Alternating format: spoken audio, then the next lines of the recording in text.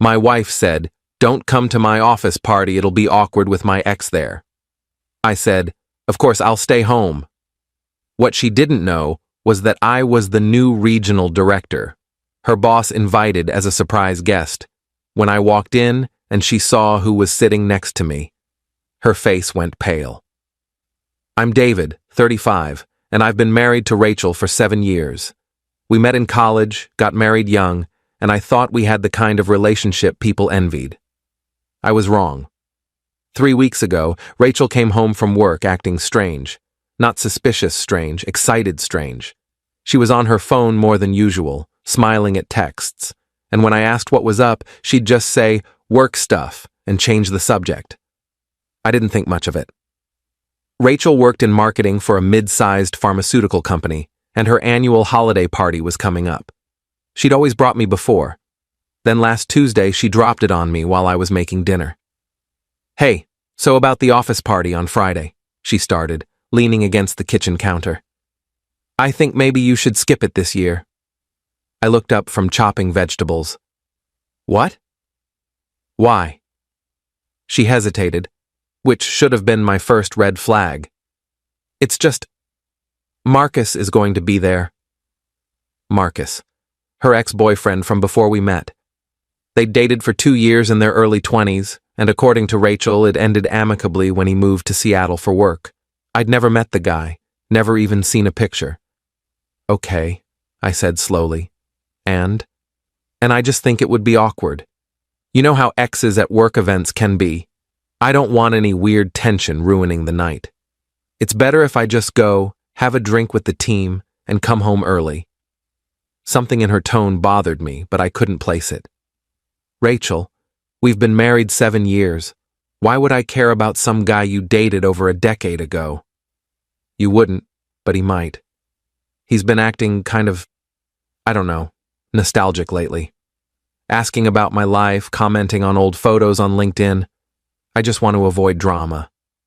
I set down the knife. "If he's making you uncomfortable, maybe you should report it to HR. "It's not that serious," she said quickly. "I just think it's easier if you're not there." "Please, David, just this once." I agreed. Like an idiot, I agreed, because I trusted her.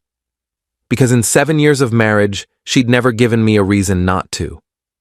What Rachel didn't know was that 2 months earlier, I'd been quietly headhunted for a regional director position at her company. The offer came through a recruiter, and I'd gone through 3 rounds of interviews with corporate, not the local office where Rachel worked. I'd accepted the position and was scheduled to start the Monday after the holiday party. The CEO himself had invited me to the party as a surprise introduction to the regional staff, including Rachel's department. I hadn't told Rachel yet because I wanted to surprise her. I thought she'd be thrilled. I should mention, I'd been working remotely for a tech consulting firm for the past 4 years, so Rachel had no idea what my day-to-day looked like anymore. She knew I was interviewing for local positions, but I'd kept the details vague because the job market had been tough and I didn't want to get her hopes up. Friday night arrived. Rachel spent 2 hours getting ready, which wasn't unusual for her, but she was more meticulous than normal. She wore a black dress I'd never seen before, not inappropriate, but definitely more form-fitting than her usual work attire. She kissed me goodbye, told me not to wait up, and left. I waited an hour, then got dressed myself. I'd kept the whole regional director thing completely under wraps, even from our friends. The CEO had sent a car for me, and I arrived at the hotel venue around 8:30. The party was in full swing when I walked in. The CEO, Richard Chen, spotted me immediately and waved me over to the executive table.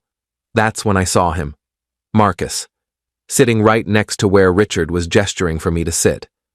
Richard introduced us, explaining that Marcus was the new VP of sales, just promoted last month after relocating back from Seattle. Marcus shook my hand, completely unaware of who I was. Why would he be?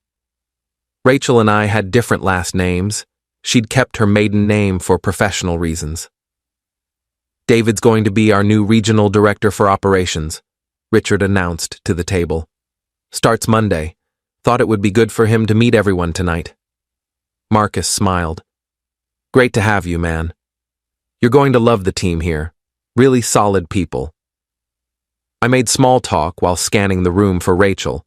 I spotted her near the bar with a group of coworkers, laughing at something someone said. She hadn't seen me yet. Then Marcus's phone buzzed. He glanced at it and smiled, before typing a response. Something about the way he did it made my stomach turn. Your wife here tonight? Richard asked Marcus casually. Divorced, actually, Marcus said. 2 years now, but I'm working on something promising. He glanced toward the bar and I followed his gaze, straight to Rachel. My blood went cold. Oh yeah, Richard said, oblivious to my reaction. Anyone I know? Marcus lowered his voice conspiratorially. Let's just say I'm rekindling an old flame. We dated years ago before she got married. Her husband's some tech guy who works from home, barely pays attention to her. She's been receptive. I don't remember the next few seconds clearly. I remember my hands gripping the edge of the table. I remember Richard saying my name. I remember standing up. And then I remember walking toward the bar with Marcus following behind me, still talking. Rachel saw me when I was about 10 feet away. Her face didn't just go pale. It went white, pure, bloodless white. Her drink slipped from her hand and shattered on the floor. David? Her voice was barely a whisper. Marcus stopped mid-sentence when he realized where I was heading. Wait, do you know... Rachel, I said calmly. I don't think you've met Marcus. Oh wait, I'm sorry. You have. He was just telling me about the old flame he's been rekindling. I turned to Marcus. The married one, with the tech husband who works from home. I watched the realization hit Marcus like a truck. His eyes went wide, flicking between Rachel and me. No, he said. No, you're David? Regional Director David, I clarified. Your new boss's new boss, actually. Starting Monday. Rachel's co-workers had gone silent, forming an accidental circle around us. Someone had turned down the music. David, please, Rachel started, reaching for my arm. It's not what you think. Really? I pulled out my phone and opened it to our text thread. Because you told me to stay home so it wouldn't be awkward with your ex. But Marcus here just told me you've been receptive to his advances. Which one of you wants to fill in the blanks? Marcus held up his hands. Look, man, she told me the marriage was basically over. That you two were living separate lives and she was planning to leave. I looked at Rachel. Is that what you told him? Her silence was answer enough. We've been texting for 6 weeks, Marcus continued, apparently deciding honesty was his best play now. Since I got back to town. She said you didn't pay attention to her anymore, that you were always working, that she felt alone. 6 weeks, I repeated. So right around the time I told you I was interviewing for local positions because I wanted to be more present in our marriage. Rachel's eyes filled with tears. David, I'm sorry. I didn't mean for... We haven't actually done anything. It was just talking, just texting. I pulled up my phone again and called our cell phone carrier's customer service line. Put it on speaker right there. I need to add a line to my account for detailed text message records, I told the representative. All messages from my wife's number for the past 2 months. Rachel lunged for my phone. I stepped back. Sir, I can process that request, but it will take 3 to 5 business days, the representative said. That's fine. Please send them to the email on file. I hung up. Update 1. I didn't stay for the rest of the party. I told Richard I had a family emergency and would explain Monday. He looked concerned but nodded. As I left, I could hear Rachel calling after me, but I didn't turn around. I drove to our house, packed a bag, and went to my brother's place across town. He and his wife let me crash in their guest room without asking too many questions that night. Saturday morning, the text records came through. Apparently, I have a premium account, and they expedited it. I spent 3 hours reading through everything. It was worse than I thought. They hadn't slept together yet, but they'd planned to. Next weekend, in fact. Marcus had booked a hotel room. Rachel had told him she'd tell me she was at a work conference. The messages were explicit about what they wanted to do. There were also messages about me. Rachel complaining that I was boring, that I'd let myself go. I'd gained maybe 10 pounds, that I was more interested in video games than her. The video game thing stung because I'd taken up gaming on weekends specifically to give her space. She told me she needed alone time to decompress from work. There were also messages about finances. Rachel telling Marcus that I made good money but didn't like to spend it on experiences. Marcus promising to take her places, show her excitement. I'd been saving for a down payment on a bigger house. She knew this. We'd talked about starting a family next year. I forwarded the entire PDF to my email and my lawyer's email. Yes, I already had a lawyer. I'd called one Friday night. Sunday afternoon, Rachel showed up at my brother's house. My sister-in-law answered the door and told her I didn't want to see her. Rachel broke down crying on the porch, saying it was all a mistake, that she'd been confused, that she loved me. My brother went outside and told her to leave or he'd call the police. Monday morning, I showed up to my first day as regional director. HR had already heard about Friday night. Corporate moves fast when executives are involved. Marcus had been placed on administrative leave pending an investigation into workplace conduct. Apparently pursuing a co-worker's spouse violated some ethics clauses, especially when it involved a superior and subordinate, which we technically were now. Rachel had called in sick. Richard pulled me aside before the morning meeting. "I'm sorry about all this, David. If I'd known, you couldn't have," I said, "but I appreciate the support. For what it's worth, we're documenting everything. This isn't the kind of culture we tolerate." The department meeting was awkward. Everyone knew. Small office gossip moves at light speed. But people were professional, and we focused on Q4 goals and the transition plan. Update 2. By Tuesday, Rachel had blown up my phone with over 100 messages. I blocked her number and communicated only through my lawyer. She'd moved back to her parents' house.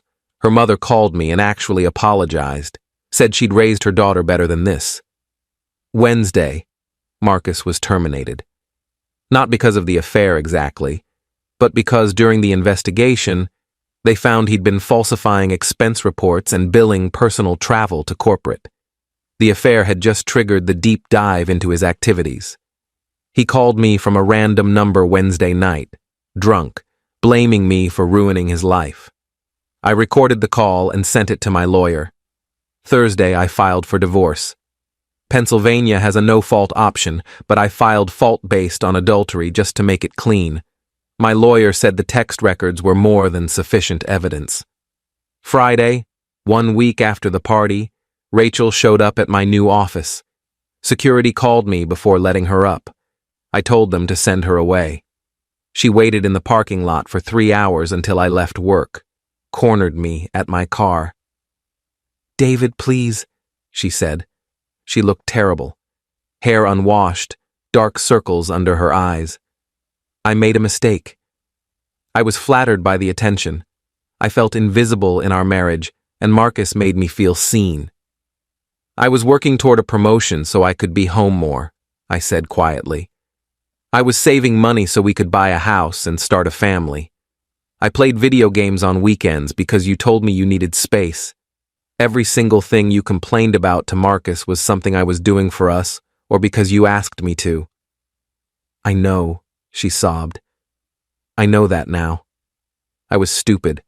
I got caught up in the fantasy of it. You told him our marriage was over. You planned to cheat on me in a hotel next weekend. You complained about my body, my hobbies, my spending habits, all while I was trying to build a future for us. I'll do anything," she said. "Therapy, counseling, whatever you want." "I want a divorce," I said, "and I want you to stop showing up places I am. Next time, I'm filing a restraining order." I got in my car and left her standing there. Update 3. It's been 3 weeks since the party now. The divorce is moving forward. Rachel's lawyer tried to argue for reconciliation mediation, but my lawyer shut it down with the text evidence. Rachel got moved to a different department at work. Corporate decided it was best for everyone. She's no longer under my regional oversight, which is good because I don't want to see her. Marcus moved back to Seattle. Apparently his ex-wife heard about why he got fired and revoked his visitation with their kids pending a custody review. Turns out he'd been cheating on her too, which she'd suspected but never proven until now. I ran into one of Rachel's co-workers at a coffee shop yesterday. She apologized for not saying anything sooner, but apparently, Rachel and Marcus had been pretty obvious at work. Long lunches, closed-door conversations, lingering touches. Everyone had assumed I knew and didn't care. That hurts in a different way. The humiliation of being the clueless husband. My brother asked me last night if I felt guilty about Marcus losing his job. I don't. He lied on expense reports. He pursued a married woman while in a position of power. He would have slept with my wife if I hadn't walked into that party. Final update. It's been 2 months. The divorce was finalized last week. Rachel didn't contest it. She signed everything my lawyer put in front of her. I kept the house. Rachel took her car and half the savings. Her lawyer argued she was entitled to it despite the adultery, and I didn't have the energy to fight. I make good money now anyway. The regional director position has been intense, but rewarding. Rachel sent me a letter last week. Not through lawyers. An actual handwritten letter delivered to my office. I almost threw it away without reading it, but curiosity got the better of me. She apologized. Said she'd started therapy and realized she'd been chasing validation in all the wrong places. Said she'd built up resentment over small things instead of communicating with me. Said Marcus had love-bombed her with attention and promises, and she'd gotten swept up in feeling desired again. She ended it by saying she hoped I found someone who appreciated me the way I deserved. That she'd always regret what she threw away. I filed the letter away. Maybe someday it'll matter to me. Right now, it doesn't. I'm doing okay. Better than okay, actually. Work is good. I joined a gym. Not because of Rachel's comments, but because I wanted to. I've been dating a little. Nothing serious. Taking my time. The regional director title has been good for me. Turns out I'm good at leadership. Richard mentioned a VP track in a year or two if I keep performing. Sometimes I think about that moment at the party when Rachel's face went pale. The instant she realized she'd been caught, that her careful planning had imploded, that the husband she'd written off was about to become her boss's boss. I don't take pleasure in her pain, but I won't lie. There was justice in that moment. Not revenge, just truth. She'd built this elaborate lie, and it collapsed in the worst possible way. I'm not bitter. I'm just done. Edit 1. A lot of people have asked if I knew something was wrong before the party. Honestly, no. Rachel was a good liar. The only thing that seemed off was her being on her phone more, but she worked in marketing. She was always on her phone. Edit 2. To answer the question about whether the job offer was real, or if I took it just to catch her, it was completely real. The timing was pure coincidence. I'd been interviewing for 2 months before they made the offer. I had no idea about Marcus until that night. Edit 3. Marcus tried to add me on LinkedIn last week. I declined.